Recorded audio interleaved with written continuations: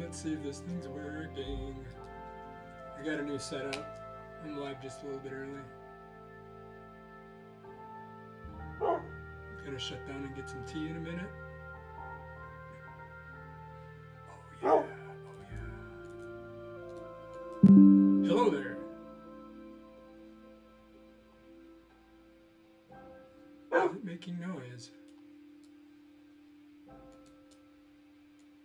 Hello.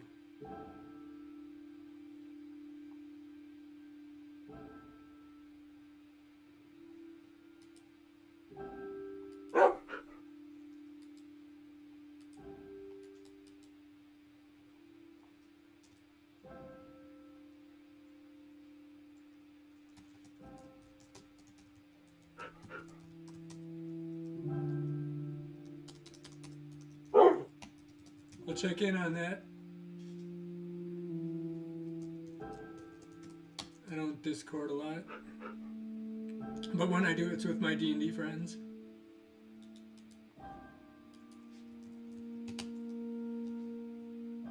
I'm just checking some things out here before I get started.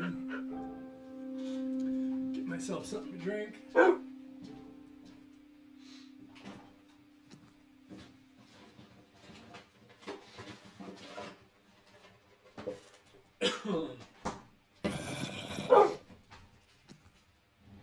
I hear zombies. Where's my channel?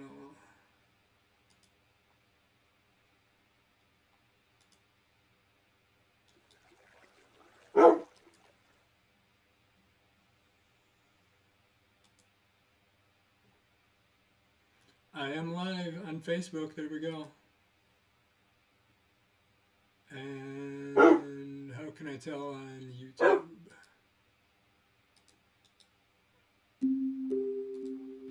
Hello. Hello. Okay, it's working. Hello. Okay, it's working.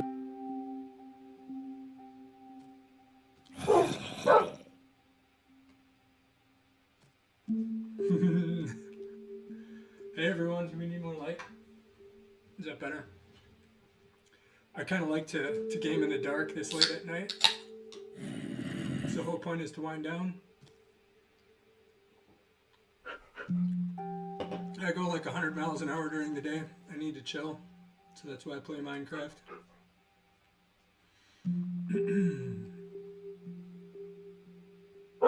Live. Am I live on YouTube?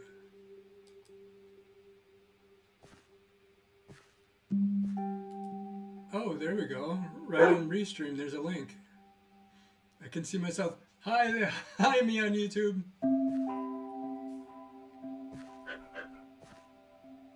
I think it's a little bit behind. But that's okay. Alright, enough of that. What do we have today? Boys and girls. Friends and newcomers. We have a little bit of Minecraft because it's pretty chill. And we have some discussion about Catastrophe. What myths show us about the way of the world. Which we'll get into in a minute. First I gotta get into my game here. Hey doggies. Hey, hey, hey. I wonder if you can give them names. So I am in it's nighttime. It's old growth spruce, taiga. I came here specifically to get a bunch of spruce and the cobblestone. It's covered with moss because I think it's pretty cool. Along the way I found some dogs, which I also like. I'll go to sleep so I can show you the outside. So this podcast that I listened to today, it was the first episode from a podcast called Myth Matters. that is sponsored by the Joseph Campbell Foundation. And for those that know, they know, and for those that don't know, Joseph Campbell was a professor at a college, and he taught comparative mythology. So he looked at religion and myth systems throughout the world, everything from the major religions down to offbeat kind of local religions, down to myths and stories, even like King Arthur and the Knights of the Round Table and the Grail legend. And his whole purpose was try to figure out why we have these myth systems and what do they have in common and what's different and why are we there. So he was foundational for me in understanding my perspective on religion and why I connect with these things and what I liked and what I didn't like. So this podcast really looks at mythology in general, and this episode was how to apply it to your daily life to make it real. So Catastrophe was really about how a bunch of people feel right now about the recent election and their concerns about what's going to happen with the Trump administration. And you know, to some extent, I'm not completely disagreeing. But again, the purpose of the podcast is to help bring some perspective on how to view that, so it's not so heavy and it's not doing more damage than it needs to do, right? So one of the first points that was mentioned is, you know, we're not in control of our world or even our own lives as much as we may think that we are. And sometimes that can be intimidating, and sometimes it can be kind of freeing in that, you know, we don't really have to worry about everything because it's not within our power to fix everything either. It's a wide world, and there's a lot of actors on multiple sides trying to make things happen. And there's a lot of things that just kind of happen, absent anyone making them happen, that we don't think of, like COVID, and that certainly changed the world in very fundamental ways. And it's nothing. Only very few people could have impacted the result of how COVID impacted the world. So excessive worrying isn't always good, and that's the good side of understanding that it's not all within our control. I know it can still be scary, but there's a good side to it as well. Another major point was that outcomes aren't clear.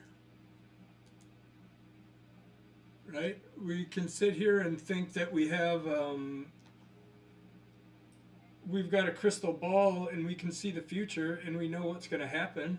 And certainly, we can make a lot of guesses and a lot of them would come true, but often we're surprised about the outcome of things. Case in point, think about the recent election. A lot of people thought it would have ended differently, the election in 2016 or even 2020. In the United States, we're pretty divided politically. The winner of the election in terms of popular votes is pretty small considering the population of the United States. And depending on where you source your news, the fact that your side lost may be a complete surprise. So, beyond not being in control or responsible for everything that happens, it's good to remind yourself that outcomes aren't always clear. Life often has surprises. Even some things happen that we expect to happen and the impact isn't as bad, or good things happen that we didn't expect. Like right now, I think it's good to have some level of like what could go bad that would be really bad based on Trump being president, but then also like it may not even happen. It may not be that bad. Is the story.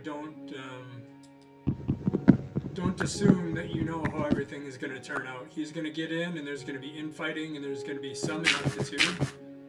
There's going to be certainly some people that know what they're doing and are going to be enabling some bad things, but they're going to run into roadblocks as well. And those are the types of things that you need to be optimistic about and understand that they could happen and think about them in case there's any way you can help make them happen. For example, there are 9 senators that right now could pose a significant roadblock to some of the things that they want done. And that's something like if you're just gonna, if we were to just sit back and say, well, oh, this is horrible, there's nothing we can do about it, and we didn't stop to think, well, hey, wait a minute, there is an opportunity, an asset or an ally in the fight against some of the things they want to do. If you didn't stop to think and realize that, you would think, oh, maybe I should call them, or I should get a hold of my friend in Texas and tell him to get a hold of his senator and make things happen. So understanding that we don't know the outcomes and there are resources and there are other forces that can potentially help us is a positive thing you can do right now.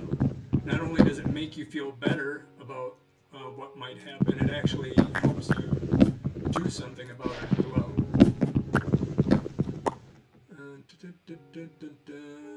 What else do we got here?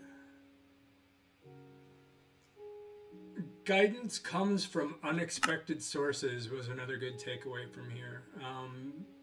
She talked about a lot of myths where, it's the bird in the forest that tweeted, or like think of the Hobbit when they're at the mountain and they don't know how to get in, and all of a sudden Bilbo's sitting there and he sees the bird rapping on the stone, and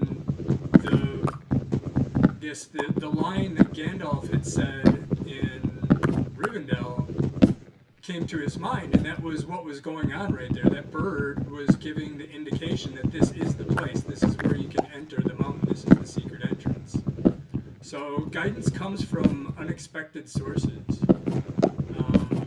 That could be anything. It could be something not even related to what's going on, right? Like, let's say I'm totally distracted by the shit show that is the cabinet that Trump is making, and I'm not paying attention to the news, or I'm not paying attention to my son, and he, maybe in an alternate timeline, I am paying attention to my son, and for whatever reason, he says something that's completely unrelated. But it has to do with how things are happening at school, and it may just happen to strike my mind that, oh, hey, there's an idea, I could do X, and maybe it would help people in my community, or it would do something to impact my life or somebody else's life in a positive way. It doesn't even have to be something big, right? I mean, not many of us can directly influence national politics, right? Unless you're in office or you've got billions of dollars, or you're some sort of celebrity. That is a very rare thing to be able to do. But if you pay attention, you can make life better for people around you. You can find opportunities to combine with people around you to consolidate your power, right? Like that's the whole concept of unions. Individual workers don't have power, but when they unionize, they do have power and can bargain with owners or the people that run a company to make things better for workers. Unions can even impact the government in a way that individuals can't. In kind of civil movements, whether it's unions that helped force the U.S. government to implement rules like weekends, overtime pay, getting rid of child labor, or if it's the civil rights movement, they're the ones that actually got civil rights legislation passed in the 60s. It was not going anywhere in Congress for a long time. It took a lot of pressure by a lot of people to make that happen. So when we get together in a way that is intentional about creating action instead of simply worrying about what we think we know might happen, that's when when magic can happen and things can change. But it's hard for that to happen if we're glued to the news and kind of doom scrolling all the time and not doing things that are more direct action. So again, you might miss that guidance. To bring it back here, the point is that guidance is available and it comes from unexpected sources. You have to be in the moment and detached enough from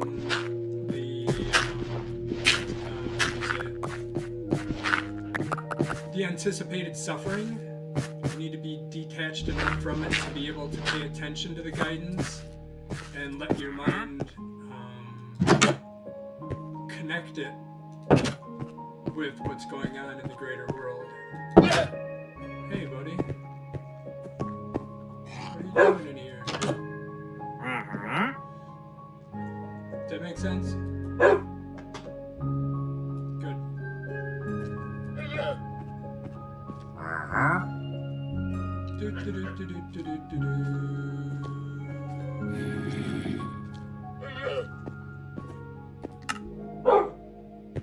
Yeah, stop and ask ourselves good questions. We will go back to, I got an example here that may make sense. Joe Rogan was all in a tizzy. Hey, look at that. I got a creeper wanting to blow my shit up. He was all in a twizzy about the United States authorizing Ukraine to use some weapons we had to strike at military targets in Russia. And Joe Rogan was concerned about nuclear war, and it's good to be concerned about nuclear war, and I can understand a healthy level of fear about the use of nuclear weapons. But if you stop to think for a moment, Russia's got very few allies. They're obviously allied with China. It's probably their biggest and most important ally in terms of resources right now, and China is telling them not to even talk about that. The other ally they're trying to rely on right now is North Korea for soldiers, so that wouldn't give me a lot of confidence in terms of having power. So when they threaten that they're going to use nuclear weapons, it seems kind of ludicrous. Like that would be a last resort. Like if we were invading Russia full force and threatening to topple Putin or threatening to kill a lot of people, like anything short of that, it just seems kind of like it's a threat made to try and get people to stop and be scared. And it seems like Joe Rogan fell for it. He didn't stop to ask himself enough questions or good enough questions. Does he really want to like trigger the true nuclear war? I don't think so. He's pretty smart, and I think that's why he wouldn't do it. He's not a fool. So that's my example of asking good questions. When you've got some fear, try and think about it like from a different perspective, and make sure you're not blowing things out of proportion.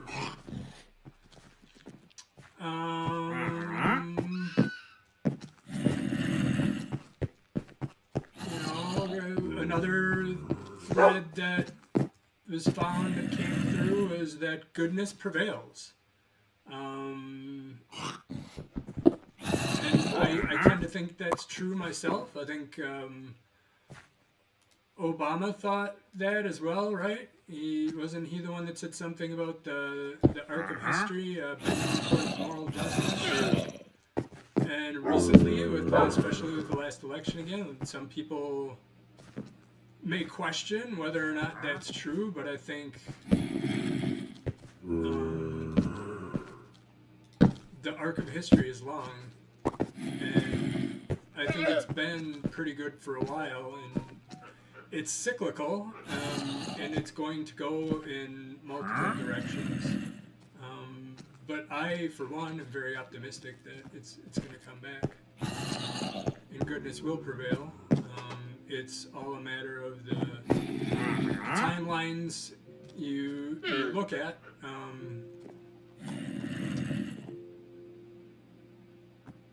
I think that also speaks to like the goodness that prevails is for the ones who find happiness in satisfaction in the things that they need. That's the goodness that survives. And it's because of these small things. We can't control the big things, like individually we can't control who's president.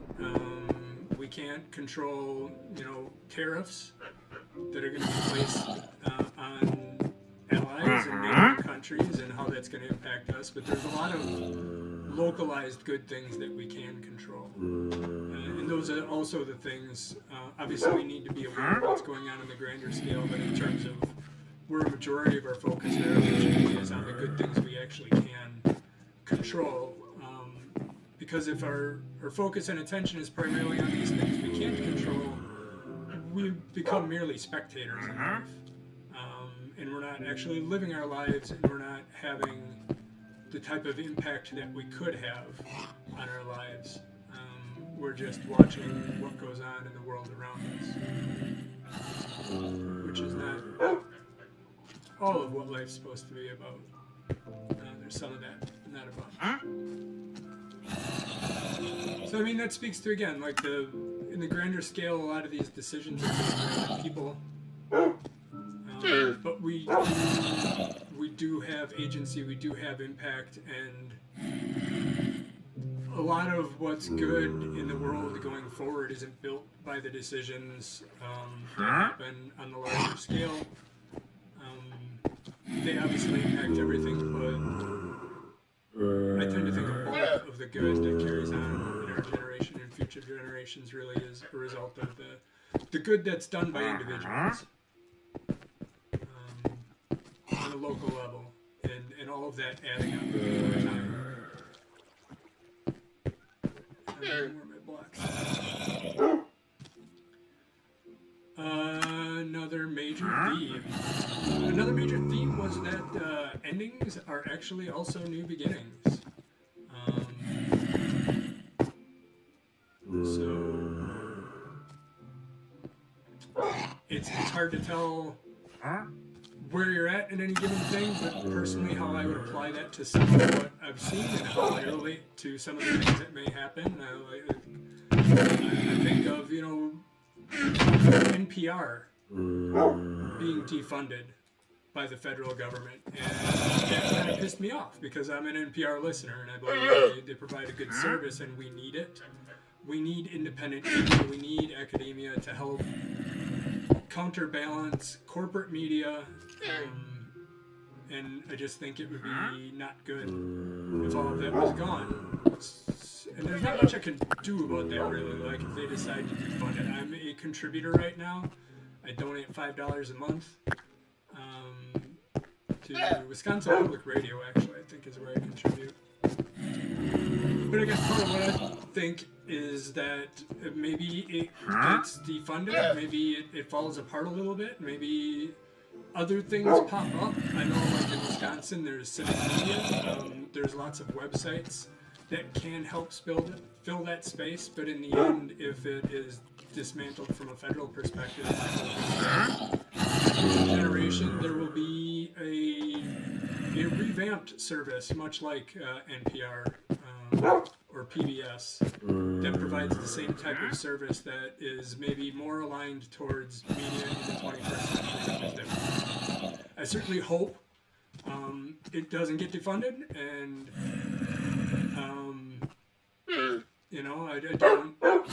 I'd hate to see that happen, but again, my ultimate belief is that in the end, goodness will prevail. I realize it's public good. People that see that as truth will regain power at some point in time, and something even better will come about after that. Kind of like the phoenix rising from the ashes.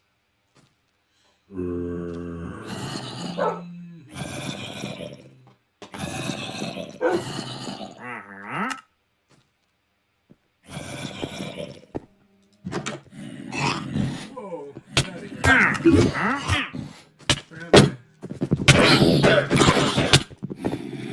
Good God.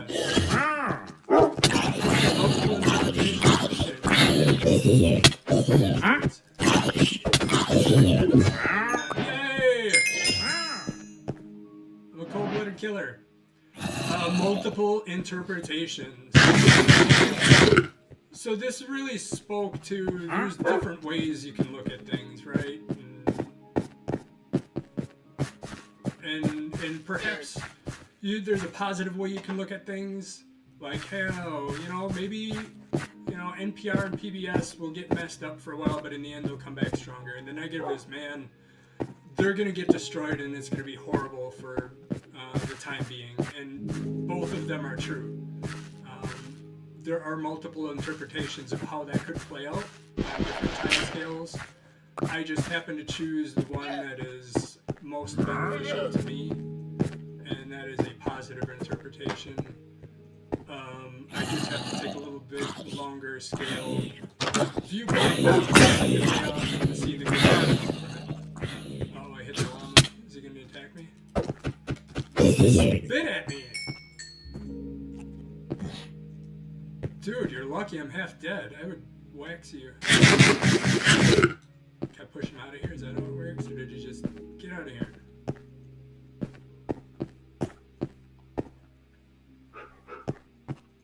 Yeah, so there's multiple interpretations for everything.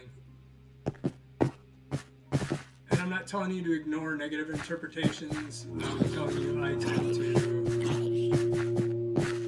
cling harder to positive interpretations because they help me have a perspective to take positive action and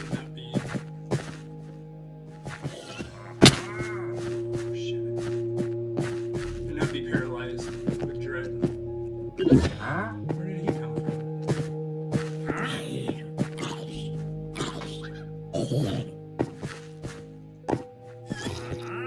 Food for my doggies.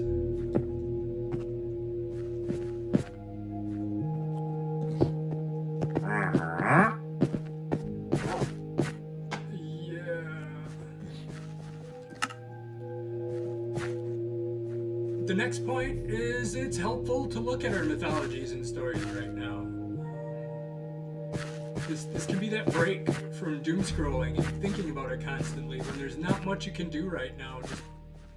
It's what I do right now when I'm playing Minecraft. I'm trying to put it down and take a break. If it's mythologies and stories, it can also be something that takes you out of the current reality. But these things are still going to be on your mind in the background, and maybe that will create that little thought collision somewhere that is going to help you find that spark of inspiration to see a new way of looking at things that's more helpful than some action you can take.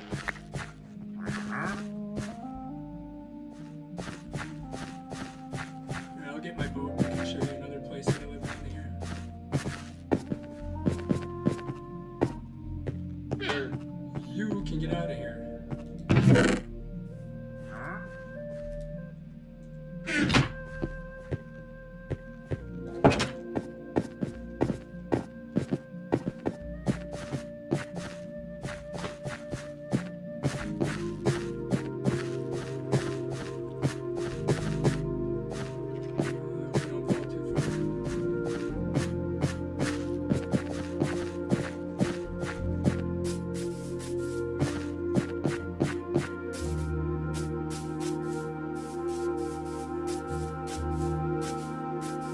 Thought about streaming other games. I'm gonna get the new Civilization when it comes out. I don't know how interesting that'll be.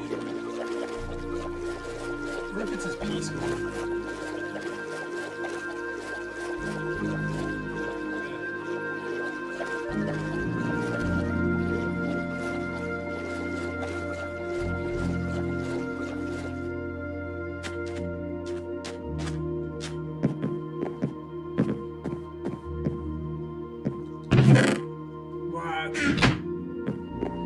No free loot? Get robbed.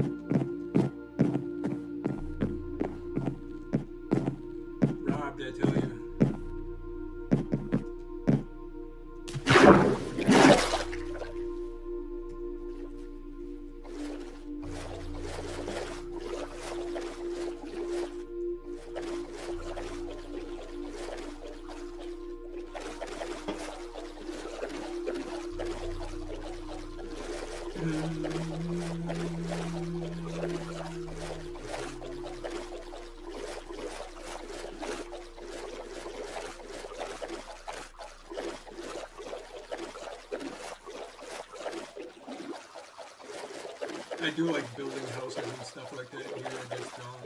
And towers and castles. I don't like creative for whatever reason.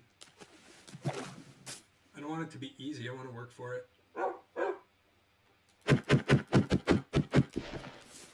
I want to figure out what I can do with the resources I can find. Hey, doggies. I should really put a door on there or something. This is the hunting lodge.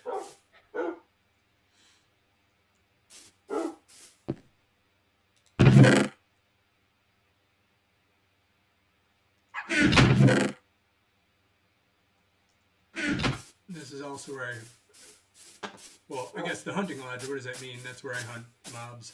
I come down here in this flat open area that I cleared out. As you can see, some creepers have been here.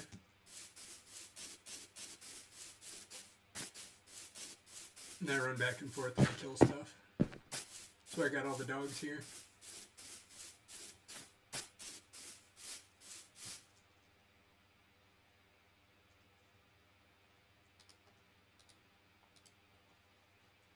So yeah, check into our own mythologies and stories.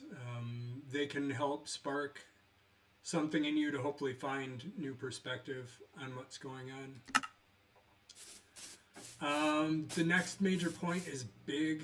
I am big on this. I am guilty of it myself, but you'll find it in mythologies. You will find it from Buddhism and the Dalai Lama. You will find it in Stoicism. Do not weep. The trouble is not now. From a tale that she quoted. Another quote is, "Trouble is bound to come, so cultivating the right attitude is crucial," from the Dalai Lama. And the Stoic principle is, do not suffer your troubles before they happen. Again, I'm not saying it's bad to have an idea of what's happening and what you could do. It's not useful to stay stuck in a place where you can't do anything because you're so consumed with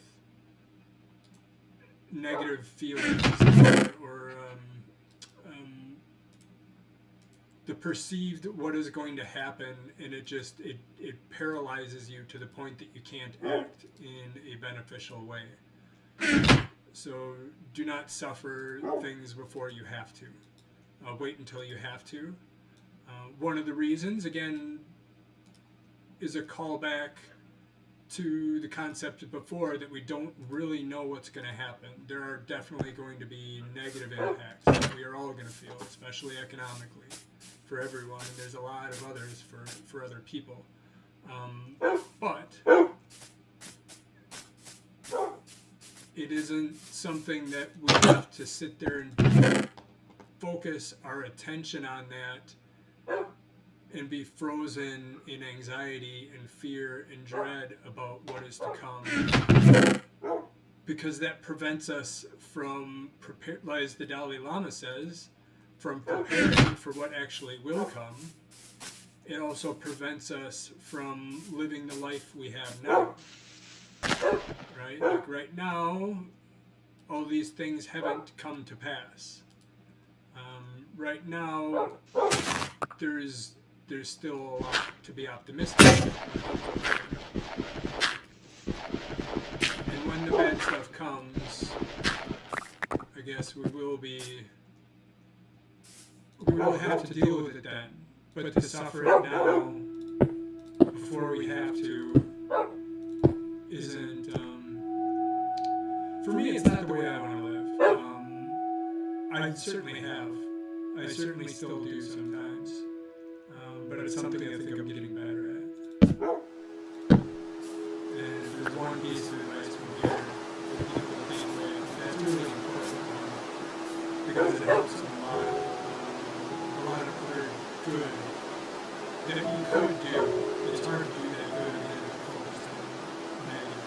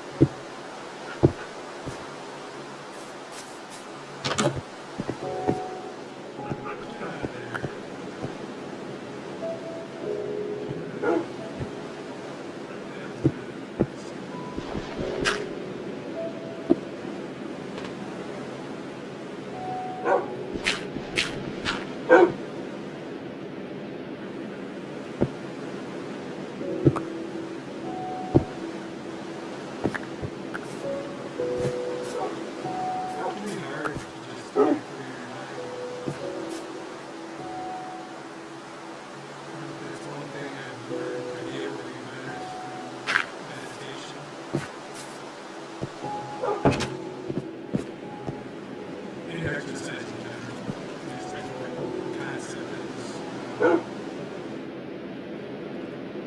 use your body to kind of pick one. If you're focused on your breathing, if you're focused on running, or what you lift weights, or yoga, whatever it is, you're going to have a hard time thinking of other things that are beneficial.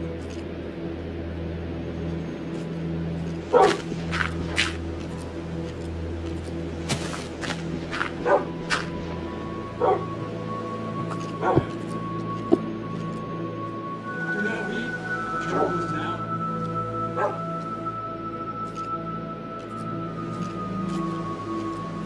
And the key is not to think too much about the negative stuff, especially stuff getting control. Stuff that's not going to happen.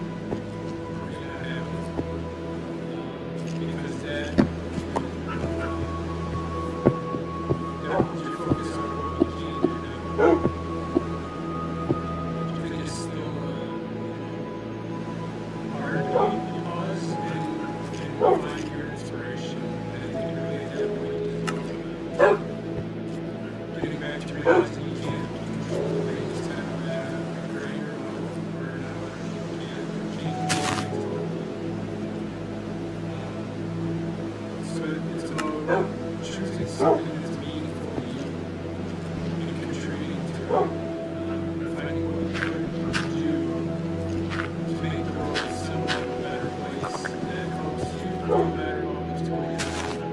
It helps define the good that remains during times of transformation. There's upheaval and it's happening. Some is good, some is not good. Regardless of the outcome, we all focus on what we can control. Put some effort into the good we want to see remain. That's what magic is. And that's the main takeaway.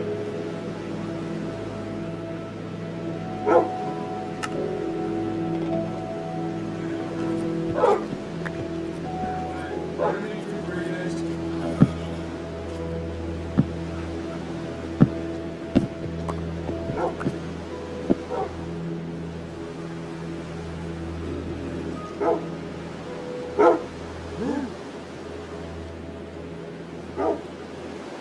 So, alright, well, that's it for tonight. I gotta roll. Thanks, everyone. See you.